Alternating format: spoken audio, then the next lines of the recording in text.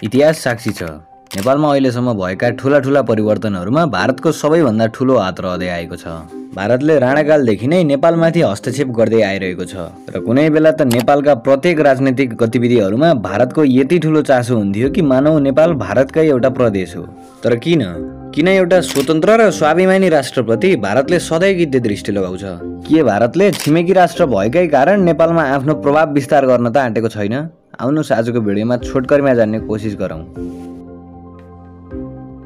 विक्रम सम्वत 1903 मा आफ्नो कुशल कूटनीतिका कारण जङ्गबहादुर राणाले श्री 3 को पद प्राप्त गरे। त्यसबेला छिमेकी राष्ट्र भारतमा पनि ब्रिटिश इस्ट इन्डिया कम्पनीले आफ्नो नियन्त्रण मजबुत बनाउँदै थियो। जब भारत पूर्ण रूपमा ब्रिटिशको कब्जामा थियो तबबाट नै इस्ट इन्डिया कम्पनीले नेपाललाई पनि आफ्नै प्रभावमा ल्याउने प्रयास गरेको कुरा त हामीलाई थाहा नै छ। नेपालमा राणाहरूको उदय र भारतमा ब्रिटिशहरूको कब्जा, दुवै देशको शासन सत्ता निरङ्कुशतामा थियो। फरक यति थियो कि नेपालका राणाहरू भारतका ब्रिटिशर्सहरूसँग डराएर उनीहरूले जे भन्थे त्यही गर्न तयार हुन्थे र आफ्नो स्वार्थ पूरा गर्थे भने उता ब्रिटिशर्सहरूले भने जताततै अरूलाई धम्क्याएर आफ्नो स्वार्थ पूरा गर्थे। त्यस्तै गरी धेरै समय बित्यो। तर जब ब्रिटिशर्सहरू विरुद्ध भारतमा भारत छोड अभियान चल्यो तब ब्रिटिशर्सहरू कमजोर बन्दै गए र सन् 1947 अगस्त 2 मा भारत स्वतन्त्र भयो। For everyone knew that India, Hindustan India, was now to be free and independent. ब्रिटिशर्सको आडमा नेपाललाई सडाइरहेका राणाहरू पनि उनीहरूको पतन पश्चात कमजोर बन्दै गए। अब भारत स्वतन्त्र थियो र नेपालमा पनि भित्रभित्रै राणा विरोधी कदमहरू चल्दै आएको थियो। त्यसबेला नेपालमा राणा विरोधी कदमहरू सूक्ष्म रूपमा चालिनु पछाडि भारतको सबैभन्दा ठूलो हात थियो। भारतबाटै नेपाली साहित्यको प्रयोग गरेर नेपालकै विभिन्न साहित्यकारहरूले आफ्नो कविता, लेख, नाटकहरू मार्फत नेपालमा राणा विरोधी गुट तयार पार्दै थिए। सबै कुराको चाँजोपाँजो मिलाएपछि जब नेपालमा राणा विरोधी गुट बन्यो तब बीपी कोइरालाले भारतबाटै राणा विरुद्ध सशस्त्र विद्रोहको सुरुवात गरे। आन्दोलनले दिन प्रतिदिन उग्र रूप लिँदै थियो। त्यही बेलामा आन्दोलनलाई समर्थन गर्ने भन्दै राजा त्रिभुवन पनि भारतकै शरण लिन पुगे। उग्र जनविरोध र राजाको भारत प्रस्थानका कारण राणाहरू एक्लिए र फलस्वरूप राणाहरू घोडा टेक्न बाध्य भए। त्यसपछि भारतको दिल्लीमा राजा, राणा र काङ्ग्रेस बीच त्रिपक्षीय सम्झौता भयो। यस सम्झौतामा राजाले आफ्नो शक्ति पाए, काङ्ग्रेसले विभिन्न मन्त्रालय पायो र राणाहरू पतन भए। त्यसबेला राणाहरूको पतनका लागि भारतले नेपाललाई ठूलो सहयोग गरेको कुरा त इतिहासविदहरूले समेत लेख्ने गर्छन्। तर यो सम्पूर्ण घटनाक्रमलाई सरसर्ती हेर्दा यहाँ आन्दोलन नेपाली जनताले गरे, मरे नेपाली जनता, तर सम्झौता भने भारतमा भयो। राजाले सम्पूर्ण अधिकार भारतमा प्राप्त गरे। नेपाली जनता पनि भारतबाटै स्वतन्त्र भए र यो कुराले नेपालमा प्रजातन्त्र आउनु पछाडि भारतको ठूलो हात रहेको कुरा पनि पुष्टि हुन्छ। नेपाल स्वतन्त्र भएबाटै भारतले नेपाललाई गिद्धे दृष्टि लगाउँदै आएको छ। जब विक्रम सम्वत 2007 सालमा नेपाल स्वतन्त्र भयो तब नेपाल र भारत बीच नेपाल भारत सन्धि भयो, जसले नेपालका विभिन्न आन्तरिक क्षेत्रमा भारतको प्रभाव विस्तार गर्न र नेपाललाई भारतसँग निर्भर गराउन ठूलो भूमिका खेल्यो। यो सन्धिले नेपाली सेनाभित्र भारतीय सेनाको दबाव सिर्जना हुन थाल्यो र यो कुराले सबैभन्दा गोप्य रहनुपर्ने कुराहरू पनि भारतले थाहा पाउन थाल्यो र हस्तक्षेप गर्न थाल्यो। त्यस्तै यो सन्धि हुनभन्दा अगाडि नेपालले तिब्बतसँग राम्रो र स्वतन्त्र रूपमा व्यापार गर्ने गर्थ्यो। तर जब त्यो सन्धिमा नेपालले हस्ताक्षर गर्यो त्यसले चीनसँगको व्यापार ठप्प जस्तै गराइदियो। भारतले डाइरेक्ट चीनसँग व्यापार वा हात हतियार नकिन्नु त भनेको थिएन, तर यो सन्धिको धारा 5 र 6 अनुसार नेपाल र भारतले एक अर्काको सुरक्षालाई खतरामा पार्ने कुनै पनि देशसँग वैरभाव राख्ने छैनन् र आफ्नो भूभाग एक अर्का विरुद्ध तेस्रो राष्ट्रलाई प्रयोग गर्न दिने छैनन् भनेको थियो। यो कुराले भारतले सिधै चीनलाई लक्षित गरेर यो धारा बनाएको भन्ने बुझिन्छ, किनकि नेपालको सम्पूर्ण भूभाग चीन र भारतसँग मात्रै टाँसिएको छ। नेपालको कुनै पनि सिमाना चीन र भारत बाहेक अरू कुनै पनि राष्ट्रसँग टाँसिएको छैन र भारतलाई खतरा भनेको चीनसँग मात्रै हो। र यदि नेपालले त्यो धाराको उल्लङ्घन गरेर चीनसँग कुनै पनि व्यापार गर्न खोज्थ्यो भने भारतले सन्धिमा उल्लेखित बुदाहरूको विरुद्ध भएको भनेर दबाब दिन्थ्यो।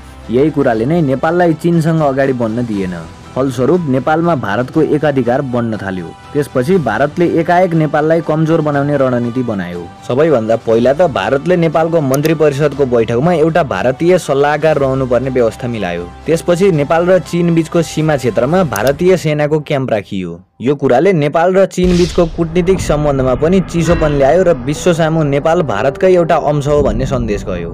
तर भारतको सबै चाल बुझेका महेन्द्र जब राजा बने उनले भारतले नेपालमा गरेका सम्पूर्ण हस्तक्षेपहरूमाथि नियन्त्रण गर्दै गए। यसका लागि उनले सबैभन्दा पहिला भारतीय मुद्राको प्रयोग कम गराउनको लागि नेपाल राष्ट्र बैंकको स्थापना गराएर भारतीय मुद्राको प्रयोग कम गराए। त्यसपछि उनले चीन र नेपाल बीचको सीमामा भारतले राखेका सेनाहरूको क्याम्प समेत हटाइदिए। यसरी नै नेपालको स्वाधीनता, सार्वभौम सत्ता र मौलिक अखण्डतामा आँच आउने सबै कामहरूलाई त्यसबेला राजा महेन्द्रले एक एक गर्दै हटाउँदै गए। राजा महेन्द्रका प्रत्येक राष्ट्रवादी गतिविधिहरूलाई नचाहँदा नचाहँदै पनि भारतले हेरेर बस्नु बाहेक अरू केही विकल्प रहेन। यो बेलामा भारत नेपालसँग साह्रै असन्तुष्ट बनेको थियो र त्यसैले पनि उनको मृत्यु रहस्यमय रहेको मानिन्छ।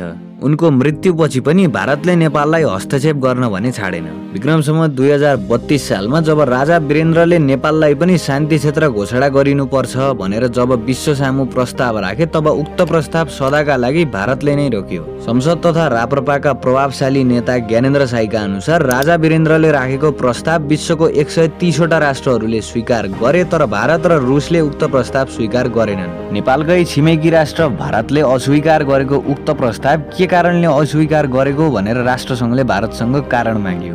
कारण दिनका लागि भारतले तत्कालीन समयमा भारतकै जवाहरलाल नेहरू विश्वविद्यालय पढिरहेका बाबुराम भट्टराईले अघि सारेर यो प्रस्ताव विरुद्ध राजाको अगाडि कालो झण्डा देखाउन लगायो। त्यसपछि बाबुराम भट्टराईले केही नेपाली विद्यार्थीहरूलाई लिएर भारत भ्रमणमा रहेका राजा विरुद्ध कालो झण्डा देखाए। बाबुरामले कालो झण्डा देखाएपछि पञ्चायतले गरेको जुन कुरा पनि गलत हो भन्ने मनसाय बोकेका काङ्ग्रेस र कम्युनिस्टहरूले पनि नेपालमा त्यो प्रस्तावको खुलेर विरोध गर्न थाले। अन्तिममा भारतले यी नेपालीहरू नै विरोध गरिरहेका छन्, हामीले कसरी समर्थन गर्ने भन्दै उक्त प्रस्ताव सधैँका लागि समाप्त पार्न सफल भयो। त्यो बेला राजाको उक्त प्रस्ताव संयुक्त राष्ट्र सङ्घबाट पारित भएको हुन्थ्यो भने विश्वको धनाढ्य व्यक्तिहरूको लगानी गर्ने भूमि बन्थ्यो नेपाल। र यसरी नै त्यस बेला पनि नेपालमाथि भारतको ठुलै हस्तक्षेप भएको थियो। त्यसपछि पनि हस्तक्षेप रोकिएन। विक्रम सम्वत 2052 सालबाट 10 वर्षे सशस्त्र माओवादी विद्रोह सुरु भयो र यसको पछाडि पनि भारतको ठुलो हात छ भन्ने कुरा स्वयं एक भारतीय सम्पादकले सार्वजनिक रूपमा बोलेका छन्। माओवादीको सशस्त्र विद्रोह चल्दै गर्दा विक्रम सम्वत 2058 साल जेठ 19 गते राजा वीरेन्द्रको वंशनाश भयो। वीरेन्द्रको हत्यापछि ज्ञानेन्द्रलाई राजा बनाइन्छ र यसको पछाडि पनि भारतकै खुफिया एजेन्सी रको ठुलो हात रहेको कुरा पनि बेला बेला बाहिर आउने गर्छ। राजा बनेको केही वर्षपछि 81 राजा ज्ञानेन्द्रले शाही घोषणा मार्फत सम्पूर्ण दलहरूलाई प्रतिबन्ध लगाएर प्रत्यक्ष शासन चलाउन थाल्छन्। उनको यस्तो असंवैधानिक कदमले सङ्घर्ष गरिरहेका माओवादी र भारत पनि सन्तुष्ट थिएनन्। फलस्वरूप भारतको दिल्लीमै दिल्ली प्लान बमोजिम माओवादीहरू र नेपालका 7 राजनीतिक दलहरू बीच भारतले सहकार्य गरायो र भारतमै तत्कालीन 7 दल र माओवादी बीच 12 बुँदे सम्झौता भयो। यो सम्झौताले ज्ञानेन्द्रको शक्ति र सत्ता दुवै खोज्न सफल भयो। राजा ज्ञानेन्द्र सत्ताबाट हटेपछि भारतबाटै उदाएको माओवादी केन्द्र सबैभन्दा ठुलो दल बन्न सफल भयो। तर जब संविधान निर्माणको कुरो आयो त्यसमा पनि भारतको ठुलो हस्तक्षेप भयो। त्यतिबेला नेपालमा संविधान बन्न सकिरहेको थिएन, त्यसैले दुई पटक संविधान सभाको निर्वाचन गर्नु परेको थियो। त्यसपछि जब संविधान निर्माणको कार्य अन्तिम चरणमा पुग्यो र अब जारी गरिन्छ भन्ने भयो त्यतिबेला नै भारतको हस्तक्षेप फेरि सुरु भयो। नेपालको संविधान जारी गर्ने बेला भारतका विदेश सचिव जयशंकर नेपाल भ्रमणमा आएर संविधान जारी नगर्ने सल्लाह दिए, तर पनि नेपालमा संविधान जारी भइछाड्यो। फलस्वरूप भारतले नेपालमाथि नाकाबन्दी लगाइदियो। जसोतसो संविधान त बन्यो तर देशमा स्थिरता भने कहीँ कतै थिएन। नेताहरू आफ्नो सरकार ल्याउन र अरूको सरकार ढलाउन पटक पटक भारत धाउनु पर्थ्यो। कसैलाई कुनै मन्त्री बन्नु छ भने पनि ऊ भारतकै शरण लिन जानुपर्ने अवस्था आयो। त्यस्तै केही समय अगाडि जब पूर्व राजा ज्ञानेन्द्र शाह पोखराबाट काठमाडौँ आए त्यसबेला उनको भव्य स्वागत भयो र त्यो भिडमा एउटा अनौठो दृश्य पनि देखियो। प्रदर्शनकारीहरूले भारतको उत्तर प्रदेशका मुख्यमन्त्री योगी आदित्यनाथ र पूर्व राजा ज्ञानेन्द्रको तस्विर एकैसाथ देखाए र यो कुराले सञ्जाल र सदन दुवै तात्यो। तर जब केही दिन अगाडि पूर्व प्रधानमन्त्री डाक्टर बाबुराम भट्टराई भारत भ्रमणमा गएर फर्किए उनले फर्किने क्रममा एयरपोर्टमै भारत व्यवस्था परिवर्तनको पक्षमा छैन भनेर अन्तर्वार्ता दिए र यो कुराले नेपालका सरकारहरू मात्रै होइन पुरै व्यवस्था नै भारतको निहितमा छ भन्ने कुरा छर्लङ्ग पारिदिन्छ। त्यस्तै नेपालमा कुनै व्यक्ति प्रधानमन्त्री बन्ने बित्तिकै भारत भ्रमणमा जानुपर्ने त संस्कार नै रहँदै आएको छ। पूर्व प्रधानमन्त्री प्रचण्ड भारत भ्रमणमा जाँदा मुर्रा भैँसी उपहारमा ल्याएको र भारतले उनको स्वागत पनि हेपा शैलीमा गरेको कुरा त हामी सबैलाई थाहा नै छ। र यसपालि भने ओली प्रधानमन्त्री बनेपछि पटक पटक परराष्ट्र मन्त्री भारत धाउदा पनि भारतले ओलीसँग भेट्न भने चासो देखाएन। यो कुराले छरपटिएका ओली भारतीय प्रधानमन्त्रीसँग अन्ततः थाइल्यान्डमा भेटे। आजको लागि यति नै। You are watching Gafur Nepal. Thanks for watching.